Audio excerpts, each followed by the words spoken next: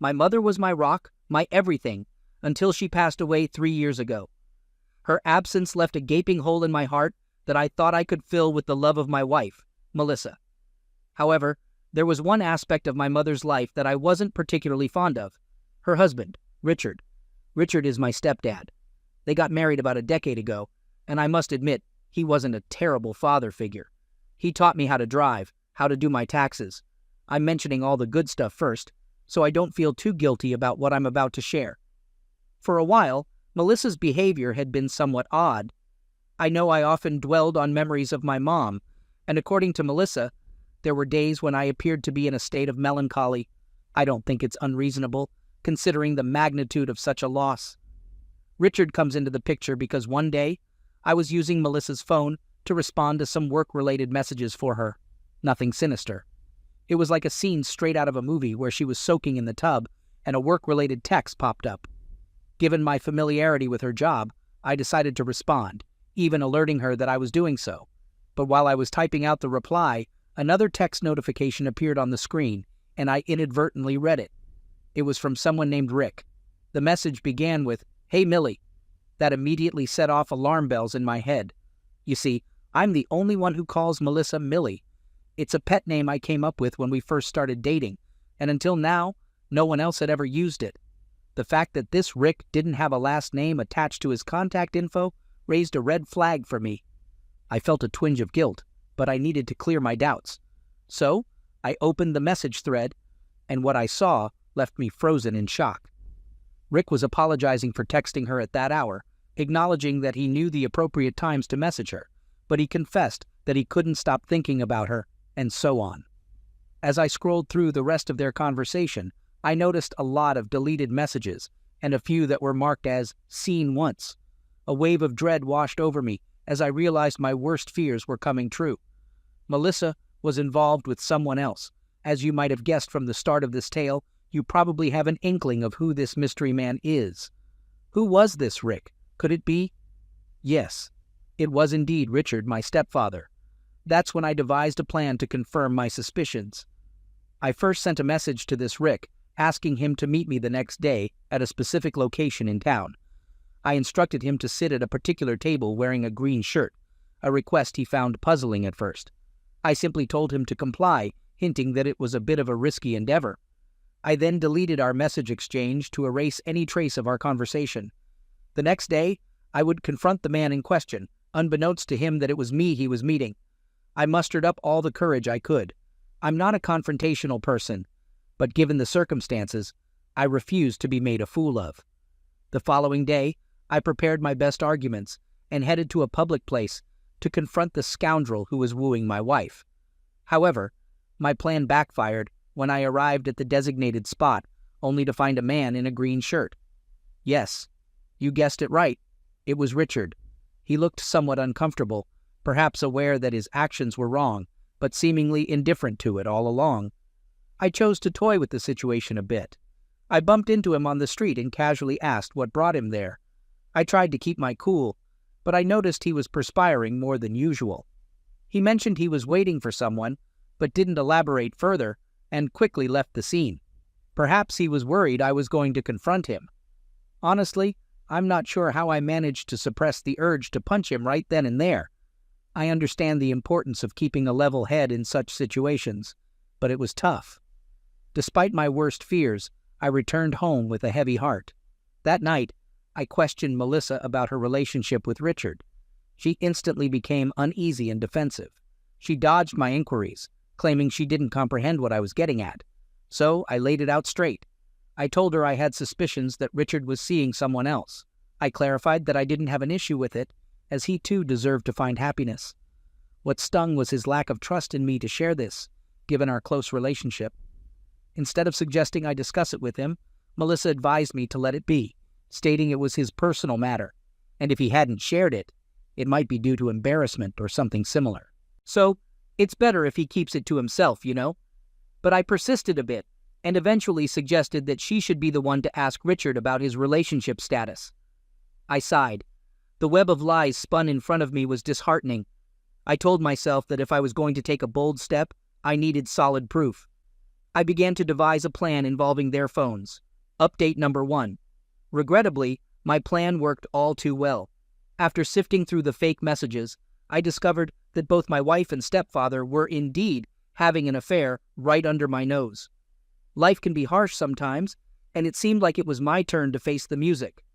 I took screenshots of their conversations and decided to confront them both. I planned a small dinner for the three of us where I intended to unmask them for the betrayers they were. Those double-crossing snakes. The dinner was tense, with both of them unusually quiet, as if they sensed I knew more than I was letting on. After dessert, I decided to break the ice. All right, I think it's time we address the elephant in the room. That statement was enough to elicit some desperate responses. Melissa looked puzzled and evasive, not providing a clear answer, while Richard looked downcast, like a child caught doing something wrong.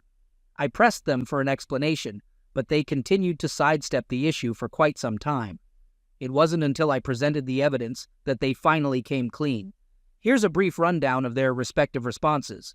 Richard went first, essentially saying, "Look, I'm sorry, buddy. I never intended to hurt you. We're all susceptible to temptation, you know. Sometimes we just tumble into a dark pit. I'm not making this up. Even good people can end up doing terrible things. Nobody could ever take your mother's place. When he brought up my mom, I cut him off, lost my cool, and nearly socked him in the stomach." Melissa intervened, which only fueled my anger further. I'd write down her version now, but I'm afraid I might smash the keyboard from typing so furiously. Her response was more direct, more of a tirade. She started off by talking about how our marriage was on the rocks and how Richard, with his life experience, started helping her with various issues. It began with him offering his perspective, and then it escalated from there. I felt sick to my stomach, but I swallowed it down, not wanting to show any signs of weakness. They started to rationalize their affair, and then suggested they could make it up to me, as if such a betrayal could be mended. I lost it and started shouting at them. The whole neighborhood must have heard because everything went eerily quiet. I've never been this livid before, and if we hadn't cleared the table of cutlery, I fear something serious might have happened. I'm documenting all of this because I know everyone's identities are usually kept anonymous. Amid a flood of tears from all parties involved, we agreed that everyone would leave, leaving me alone in the house that night. I wasn't sure where Melissa ended up, but the thought of her possibly spending the night with Richard made me uneasy. However, considering the circumstances, I didn't think it was entirely likely. Update number 2. Hey folks, a few weeks have passed since that fateful night, and I have to say, I'm not doing great. This whole ordeal kicked off a rough patch for me. First off, my emotional turmoil was affecting my performance at work, and I nearly lost my job. To make matters worse, the gossip about the affair had spread like wildfire in and outside the office. You see, we live in a small town where any piece of gossip is treated like headline news. A lot of people knew me and my mom, so having this scandal out in the open was a huge embarrassment. I'm sure Melissa and Richard are having a tough time too, but honestly, I couldn't care less. Melissa tried to contact me a couple of times, calling twice in quick succession, but I hung up on her immediately, too angry to talk. After those 2 calls, she didn't attempt to reach out again. Richard, on the other hand, took a different approach, but it wasn't any better. He showed up at my house unannounced, suggesting that I should consider forgiving Melissa. He argued that she was young and impressionable, and if anyone was to blame, it was him. I didn't accept his apology. Instead, I lashed out at him, telling him that he had not only betrayed me, but also disrespected my mother's memory. I told him how much I had respected him, and that, as far as I was concerned, he could go to hell. This is where he and Melissa deserved to be. He started sobbing, but I couldn't have cared less. All I could think about was how long they'd been carrying on behind my back. The thought of them being a part of my life made my stomach churn. I knew I had to do something before I ended up losing my mind. I reached out to an old friend, Lola. She was the one who had introduced Melissa and me in the first place, and she was just as shocked as I was. She even apologized for bringing Melissa into my life, feeling like she had done me a great disservice. She mentioned that she hadn't spoken to Melissa since the news broke and was unsure if she ever would, despite their close friendship.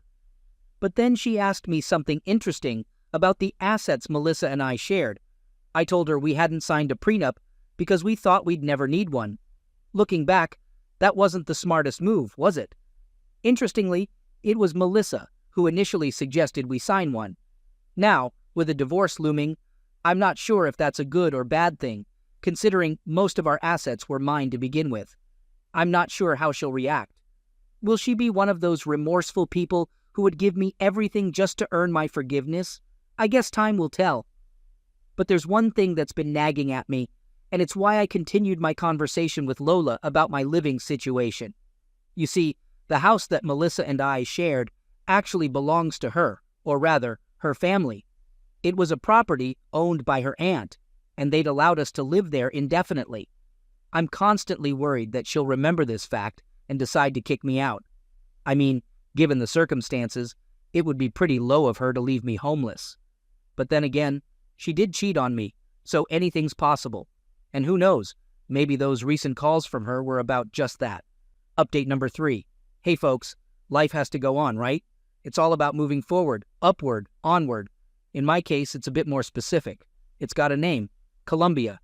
I relocated to Colombia a few months back, and before I delve into my experiences here, I think it's important to share why I made such a drastic move. Remember the whole debacle with my ex-wife and stepdad? Well, after that mess, about a year ago, I spiraled into a deep depression. It was the darkest period I've ever experienced. There were moments when I even contemplated the unthinkable, harming myself. But thanks to the unwavering support of my friends and my therapist, I managed to pull through.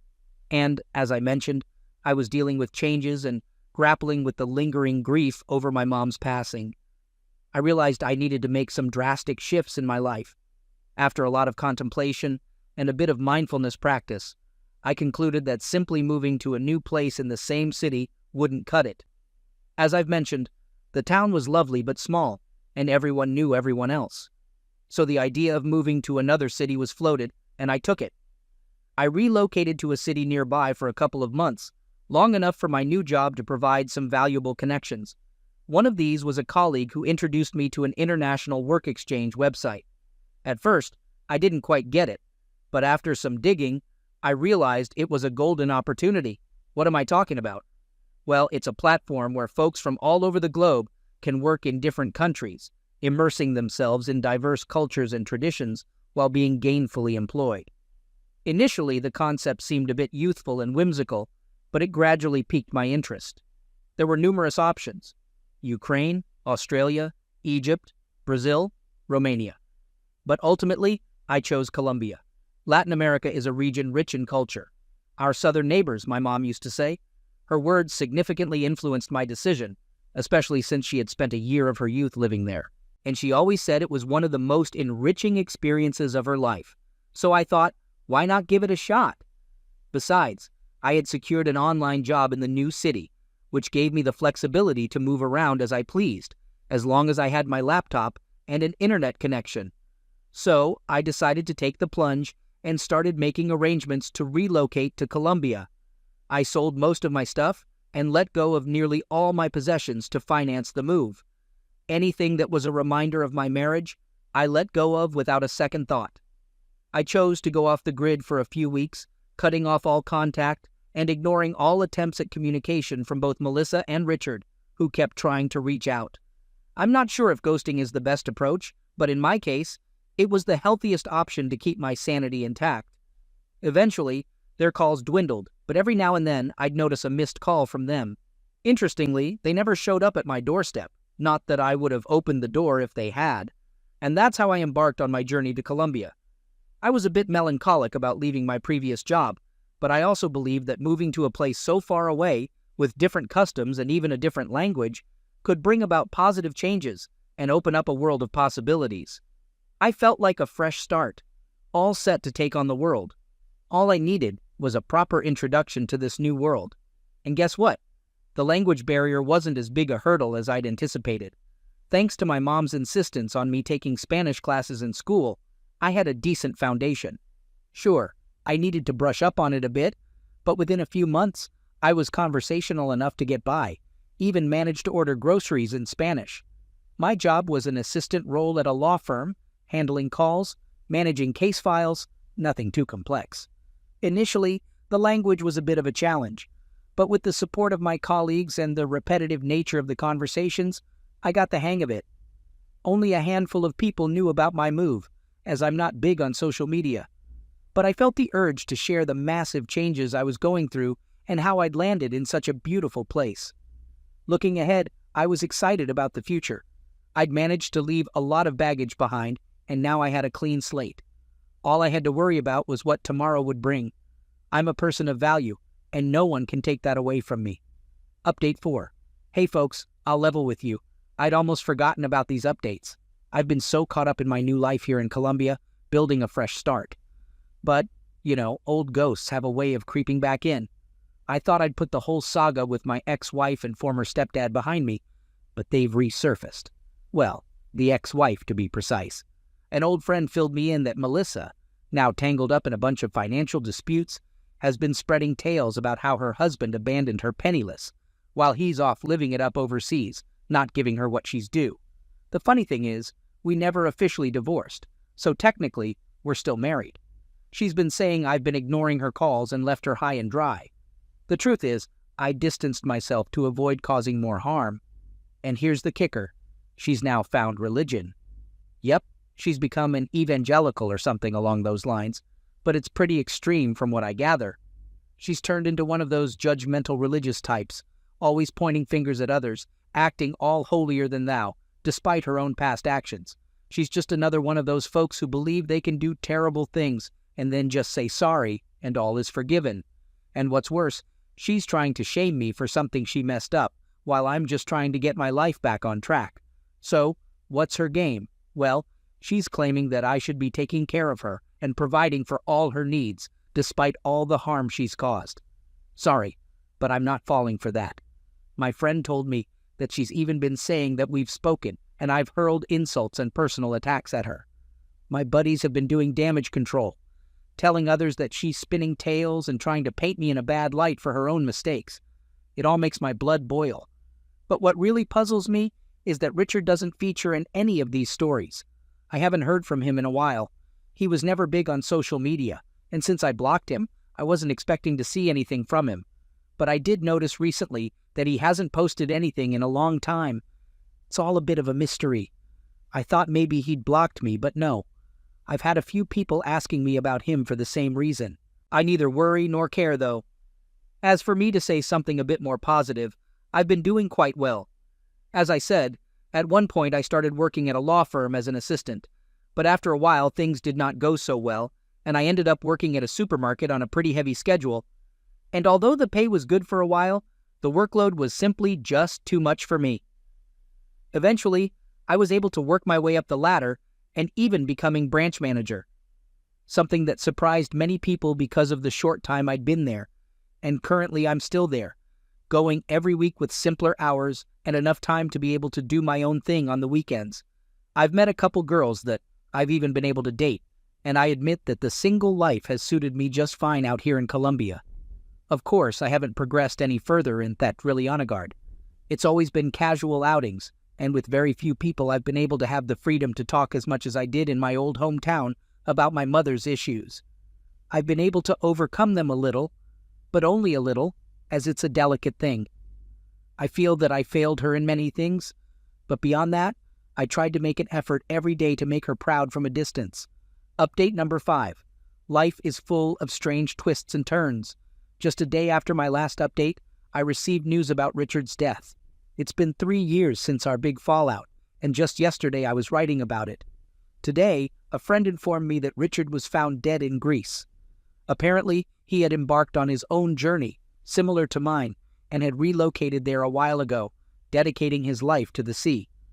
I won't pass judgment because, as I said, he did what I did, but it's somewhat ironic.